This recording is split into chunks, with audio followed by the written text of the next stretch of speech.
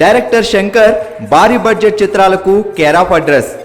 మొన్నటి gentle man నుండి నిన్నటి ఐ వరకు ఆయన చిత్రాలు అంతకు మించి ఉంటాయి.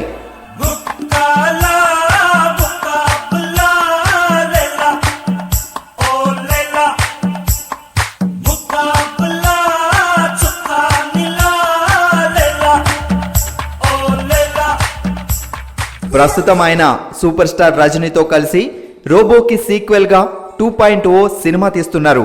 ఈ మూవీలో అక్షయ్ కుమార్ డిఫరెంట్ లుక్ ఇటీవలే బయటకు వచ్చింది. అమీ జాక్సన్ ఐ తర్వాత మళ్ళీ శంకర్ సినిమాలో చేస్తుంది. రెహమాన్ మ్యూజిక్ చేస్తున్న 2.0 సినిమాని ఫాస్ట్ గా కంప్లీట్ చేసి 2017 అక్టోబర్ 19న దీపావళి కానుకగా రిలీజ్ చేయడానికి ప్లాన్ చేస్తున్నారట. సరిగ్గా 18 సంవత్సరాల క్రితం 1999లో దీపావళి రోజు శంకర్ ఒకే ఒక్కడు రిలీజ్ అయి సూపర్ హిట్ అయింది. మళ్ళీ దీపావళికి వస్తున్న ఈ సినిమా ఎలాంటి సెన్సేషన్ క్రియేట్ చేస్తుందో తెలియాలంటే 2017 దీపావళి వరకు వెయిట్ చేయాలి.